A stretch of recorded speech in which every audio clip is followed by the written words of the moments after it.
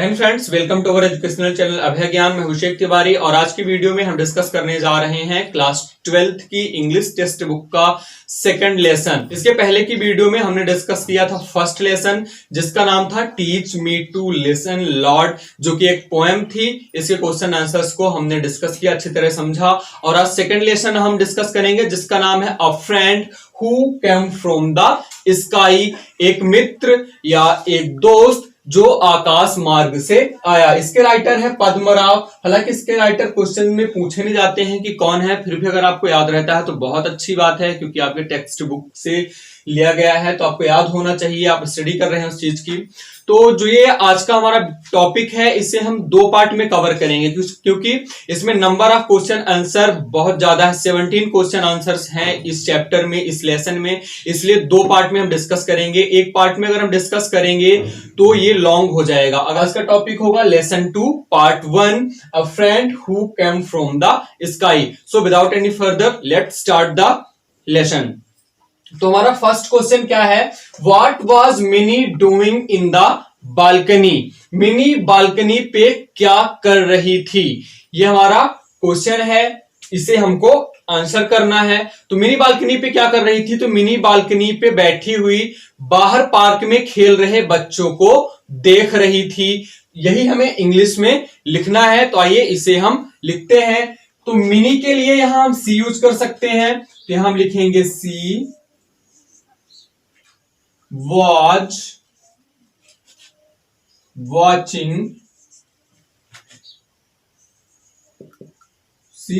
watching the children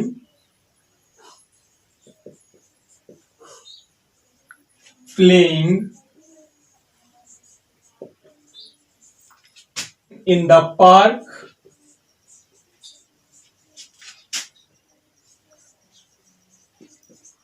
outside. So what was Minnie doing in the balcony? Mini balcony पे क्या कर रही थी? So she was watching the children playing in the park outside. वो बाहर बने park में बच्चों को खेलते हुए देख रही थी। नेक्स्ट क्वेश्चन है, why was her mother worried as Minnie sat in the balcony? अगर आपने इस लेसन को, इस चैप्टर को पढ़ा हुआ है, इस स्टोरी को पढ़ा हुआ है, तो उसमें बताया गया है कि मिनी की मदर वरिड थी, चिंतित थी, क्योंकि मिनी बालकनी पे बैठी थी। क्यों चिंतित थी? क्योंकि बाहर बहुत ज्यादा हवाएं चल रही थी, इसलिए मिनी की मां चिंतित थी। तो क्यों चिंतित थी? Because it was too windy outside. तो यहां हर मदर हमारा सब्जेक्ट होगा, क्योंकि ये क्वेश्चन वर्ड है, आंसर कर रहे हैं तो ये हट जाएगा। अब क्वेश्चन वर्ड हट जाएगा तो जो हेल्पिंग वर्ब है वो सब्जेक्ट के बाद आएगी, ना कि सब्जेक्ट के पहले, क्योंकि ये तो इंट्रोगेटिव था। अब हम सिंपल में बना रहे हैं, यानी अफर्मेटिव या असर्टिव सेंटेंस बना रहे हैं। तो हर मदर हमारा सब्जेक्ट है जो सबसे पहले आएगा, तो हर मदर। अब पास्ट में ही इसे बनाना है, तो हम हेल्पिंग वर्ब क्या यूज करेंगे? Was.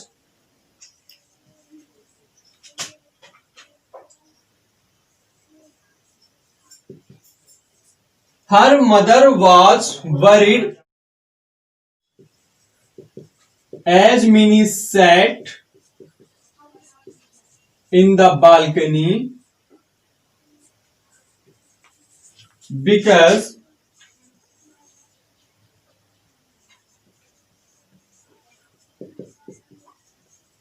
it was too windy outside. तो एक्चुअल में जो आंसर है वो किसमें बनाया गया है? पैसिव वॉइस में बनाया गया है। कैसे हम जानेंगे? हर मदर वाज वरिड। यहां वाज क्या है? वाज एक्टिव में कब लगती है? जब मेन वर्ब के साथ आईएनजी हो तब वाज लगती है। तो ये कौन सी है? बीइंग वर्ब है। इज, एम, आर, वाज, वर, कौन सी होती है? बीइंग वर्ब या बी फॉर्म ऑफ वर्ब होती है, और ये हमेशा continuous form of main verb के साथ लगती हैं। लेकिन पैसिव में जब ये लगती हैं तो वहां मेन वर्ब की हमेशा थर्ड फॉर्म या पास्ट फॉर्म यूज होती है, और उनके साथ ये यूज होती है। तो ये सेंटेंस एक्चुअली पास्ट इंडेफिनिट का है, लेकिन पैसिव है और पास्ट इंडेफिनिट के पैसिव में वाज और वर हेल्पिंग वर्ब सब्जेक्ट के नंबर पर्सन के अकॉर्डिंग लगाई जाती है। तो her mother was worried as Mini sat in the balcony because it was too windy outside, क्योंकि बाहर बहुत तेज की हवाएं चल रही थी। या इस क्वेश्चन को आप थोड़ा सा और मॉडिफाई करके लिख सकते हो, थोड़ा और अच्छा बना सकते हो। Her mother was worried as Mini set in the balcony because it was too windy to sit outside. यहां आउटसाइड के पहले आप टू सिट लगा दे।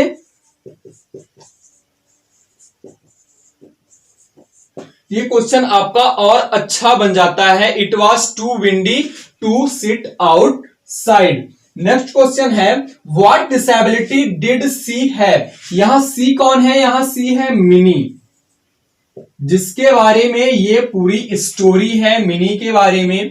तो मिनी को पूछा है उसको क्या डिसेबिलिटी थी, क्या अपंगता थी या क्या विकलांगता थी। तो मिनी स्पास्टिक थी। स्पास्टिक का मतलब होता है पक्षाघात। से ही ये जन्मजात बीमारी होती है और इस बीमारी के कारण जिस व्यक्ति को यह बीमारी होती है उसके हाथ और पैर में उसका कंट्रोल नहीं होता है। तो मिनी क्या थी? मिनी स्पास्टिक थी, वो पक्षाघात से पीड़ित थी। तो यहां लिखेंगे, अब हम सब्जेक्ट लाएंगे। अब यहां देखिए इसका आंसर हमने पैसिव में दिया था लेकिन इसका हम एक्टिव में दे रहे हैं। तो यहां सब्जेक्ट क्या है? सी है, तो सी को हम पहले लाएंगे। She was spastic. She was spastic. अब देखिए एक तरह से आंसर तो यही कंप्लीट हो गया। हमने बता दिया कि क्या डिसेबिलिटी थी, लेकिन आपको नहीं लगता कि बहुत ही ज्यादा शॉर्ट है? सी वॉज स्पास्टिक यानी उसकी डिसेबिलिटी क्या थी? वह पक्षाघात से पीड़ित थी। लेकिन ये बहुत छोटा है, इसे थोड़ा और मॉडिफाई करके बनाते हैं ताकि अच्छा सा आंसर, एक सटीक आंसर हमें मिल सके। तो इसे हम क्या करेंगे? And had no control over her hands and legs. She was spastic, वह पक्षाघात से पीड़ित थी। and had no control over her hands and legs, और उसके अपने हाथ और पैर, हाथों और पैरों पर नियंत्रण नहीं था। तो ये हो गया फर्स्ट 3 क्वेश्चंस। इसके आगे के क्वेश्चन आइए देखते हैं। और नेक्स्ट क्वेश्चन है being spastic what could mini do and what could see not.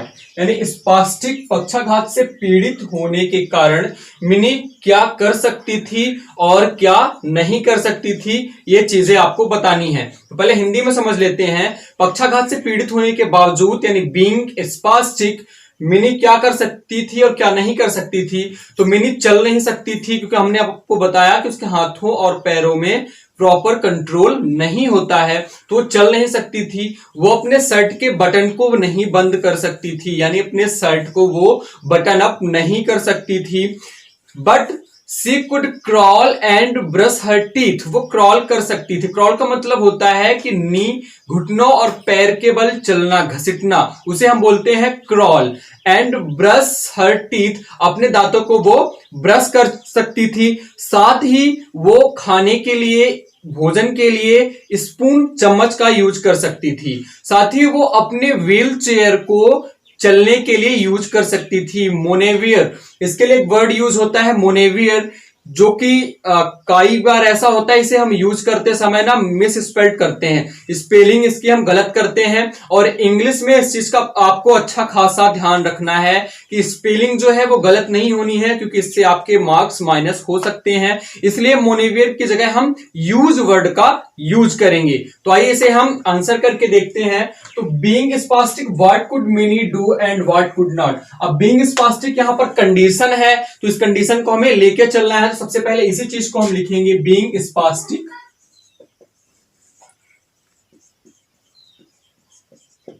Being spastic. पहले बात करते हैं मिनी क्या नहीं कर सकती थी। तो मिनी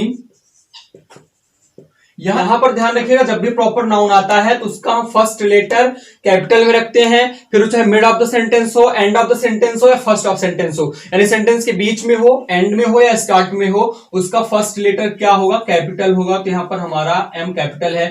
बीइंग स्पास्टिक, मिनी क्या नहीं कर सकती थी, mini could not walk, mini could not walk nor button up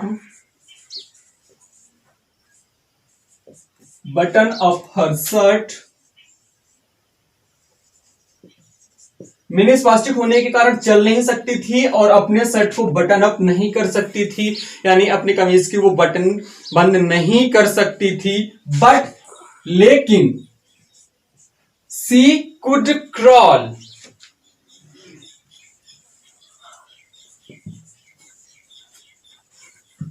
C could crawl, वो पैर और घुटनों के सहारे घसीट कर थोड़ा चल सकती थी। एंड ब्रश हर टीथ,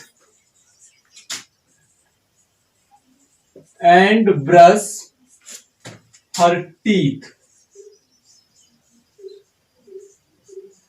यहां टीथ और टूथ दो वर्ड यूज होते हैं। अगर आपका एक दांत गलती से टूट के बाहर निकल जाए तो आप वहां उसे टूथ बोलोगे क्योंकि वो एक दांत है, और टीथ मतलब सारे दांत। तो हमेशा ध्यान रखिएगा, टीथ जो है वो प्लूरल है, बहुवचन है, और टूथ सिंगुलर एक वचन होता है। तो ध्यान रखिएगा, टीथ मतलब दांत, सारे दांत, दो से अधिक दांत, प्लूरल। और टूथ का मतलब एक दांत अगर टूट के आपके हाथ में आ जाए, भगवान करे ऐसा कभी हो ना। तो she could crawl and brush her teeth. इसके अलावा हमने आपको बताया वो क्या कर सकती थी, वो स्पून भी यूज कर सकती थी, and use a spoon to eat. इसके अलावा वो अपने व्हील चेयर को मोनिवियर कर सकती थी। She could also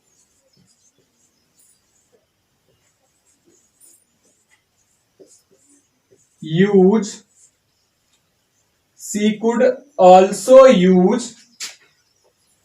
also use her wheelchair।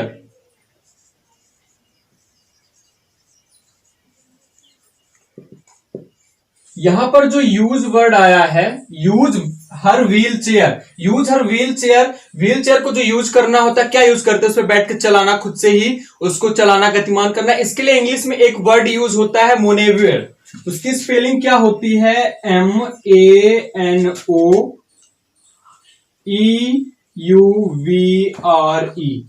ये वर्ड यूज होता है। आप यहां क्या लिखते हैं, she could also manoeuvre her wheelchair, लेकिन इसमें क्या होता है, मिस स्पेल्ड करने के चांसेस बहुत ज्यादा होते हैं, आप मिस स्पेल्ड कर सकते हैं, इसलिए यूज वर्ड का ही यूज करिए, अच्छा भी दिखता है और आंसर भी गलत नहीं होगा।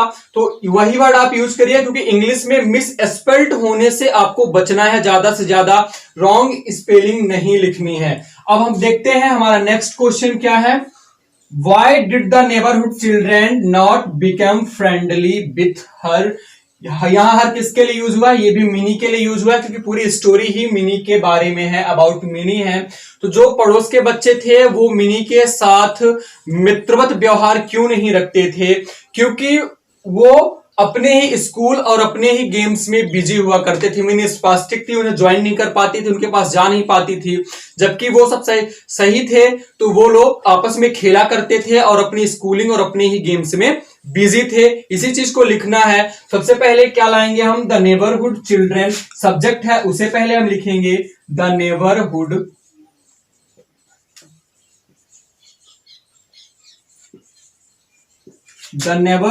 children did not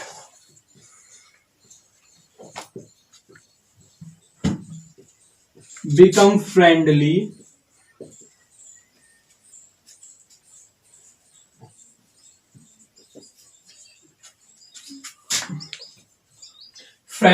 with her because they were busy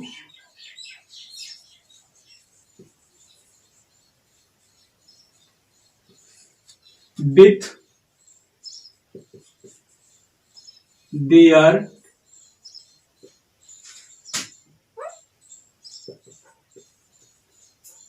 on games and school. So the neighborhood children did not become friendly with her because they were busy with their own games and school, क्योंकि वो अपने school और अपने ही game में busy थे, इसलिए वो उसके साथ फ्रेंडली नहीं होते थे। नेक्स्ट क्वेश्चन है, what was the ball that fell in her lap. Actually जब मिनी बैठी हुई थी तो मिनी की लैप यानी गोद में एक बॉल जैसा कुछ गिरता है। एक्चुअली वो बॉल होती नहीं, एक बर्ड होती है, एक डक होता है, लेकिन वो तेज हवा के झोंके से गिरता हुआ उसके गोद में आके गिरता है, तो उसे ऐसा प्रतीत होता कोई बाल थी, लेकिन बाल नहीं है, वो क्या था, एक डक था। तो यही हमें बताना है, व्हाट वाज द बॉल। तो द बॉल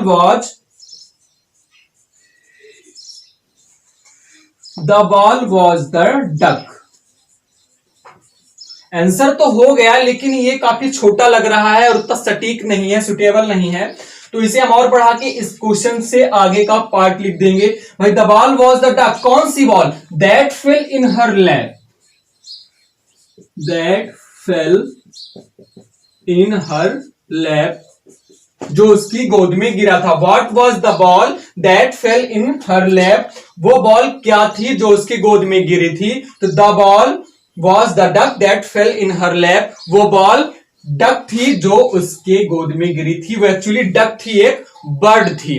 तो ये हमारे 6 क्वेश्चन आंसर हो गए। कुछ क्वेश्चन आंसर और आज हम अटेम्प्ट करेंगे, इसके आगे के क्वेश्चन आंसर्स की हम बात करेंगे नेक्स्ट वीडियो। नेक्स्ट क्वेश्चन देखते हैं, what had happened to the bird, यानी बर्ड को हुआ क्या था। तो क्योंकि बर्ड अपने झुंड में से अपने उसके जो फ्रेंड्स थे उससे बिछड़ गया था, अपने मेट्स के साथ वो बिछड़ गया था, और उन्हें दोबारा पाने की कोशिश में, अपने मेट्स को रिजॉइन करने की कोशिश में, क्योंकि बहुत जोरदार हवा थी, उसने अपने विंग्स को हर्ट कर लिया था। विंग्स मतलब पंख, तो उसने अपने पंख को हर्ट कर लिया था, चोटिल कर लिया था। तो आइए इसे हम सॉल्व करते हैं। इन हिज फ्रैंटिक एफर्ट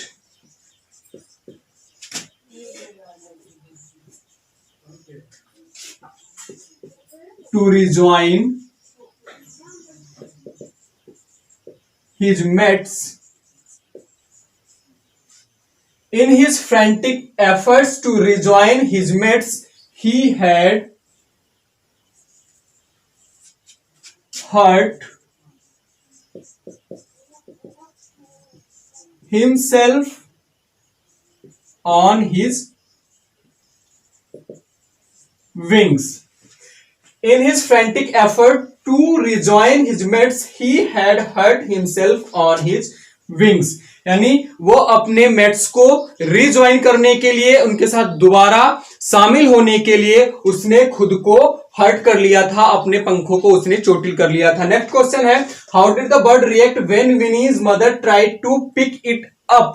जब मिनी की मां ने उस पक्षी को, उस बर्ड को उठाने का प्रयास किया, अपने पास लेने का प्रयास किया, तो उसने क्या किया, तो जब मिनी की मदर ने, मिनी की मां ने उस डक को, पक्षी को उठाने का प्रयास किया, तो उसने उनके हैंड में निप किया, यानी उसके हैंड में उसने चोंच मारी। तो आइए इसे करते हैं। तो when minis mother tried to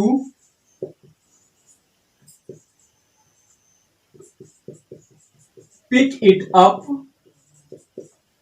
जब मिनी की मां ने उसे उठाने का प्रयास किया, तो उसने क्या किया, it nipped her hand, it nipped her hand, उसने उसके हाथ में चोंच मारा। When Minnie's mother tried to pick it up, it nipped her hand। यहां बुक में जब आप देखोगे तो इट की जगह ही यूज हुआ है, ही निप्ड हर हैंड, लेकिन यहां पर उस बर्ड के लिए हम इट प्रोनाउन पहले से ही यूज कर चुके हैं, तो यहां ही नहीं यूज करेंगे, हम दोबारा से इट का ही यूज करेंगे। हमारा आज का नेक्स्ट क्वेश्चन है, why do you think the bird refuse to eat anything. अब जो वर्ड थे वो कुछ भी खाने से इंकार क्यों कर रहा था? क्योंकि एक तो वो जंगली पक्षी था और वो कभी ह्यूमन नियरनेस की आदत नहीं थी, यानी वो कभी इंसानों के पास रहा नहीं था, इस कारण वो बहुत ज्यादा डरा हुआ था। आप इमेजिन करिए कि कोई भी पक्षी, जंगली जानवर अचानक आपके पास छोटा आ जाता है तो आपको देखकर कैसा रिएक्ट करेगा? तो वो डरेगा क्योंकि उसको आदत नहीं है। वहीं जो आपका पालतू है, पेट है, वो आपसे कभी नहीं डरेगा। तो being a wild duck, being a wild duck, being a wild duck, he had never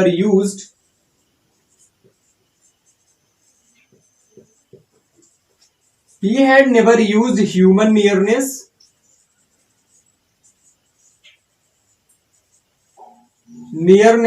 and was terrified मतलब भयभीत। Being a wild duck he had never used human nearness and was terrified. एक जंगली duck होने के कारण, एक जंगली बतख होने के कारण उसकी आदत नहीं थी इंसानों के पास रहने की और वो बहुत ज्यादा टेरिफाइड था, डरा हुआ था। यहां टेरिफाइड की जगह आप फ्राइटेंड भी यूज कर सकते हैं, उसका भी मतलब भयभीत होता है। और इन्हीं कारणों से वो कुछ भी खाने से इनकार कर रहा था। तो देयरफॉर, इसलिए द वर्ड रिफ्यूज्ड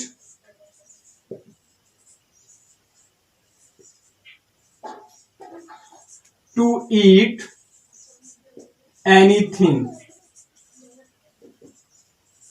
और आज के वीडियो का, आज के पार्ट का last question, how was the duck fed. क्योंकि कुछ भी खाने से इनकार कर रहा था तो लास्ट में मिनी ने अपनी मदर को सजेस्ट किया कि इसे कुछ मसले हुए चावल खिलाइए इंक फिलर के साथ। तो इस तरह उसे जब फेड किया गया तो उसने कुछ भी खाना स्वीकार किया। तो इसे हम आंसर करेंगे, the duck was fed with an ink filler. उसे एक इंक फिलर के साथ फेड किया गया था, यानी उसे एक इंक फिलर से खिलाया गया था।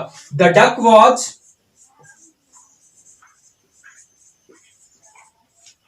fed with an ink filler।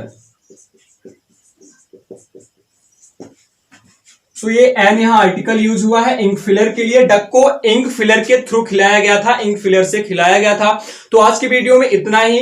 मिलते हैं नेक्स्ट वीडियो में इसके सेकंड पार्ट के साथ, जहां हम डिस्कस करेंगे अ friend who came from the sky. इसका सेकंड पार्ट होगा और उसके अंदर जो भी रिमेनिंग क्वेश्चंस हैं हम उन्हें कवर करेंगे। So let's meet in the next video. Thanks for watching. जय हिंद।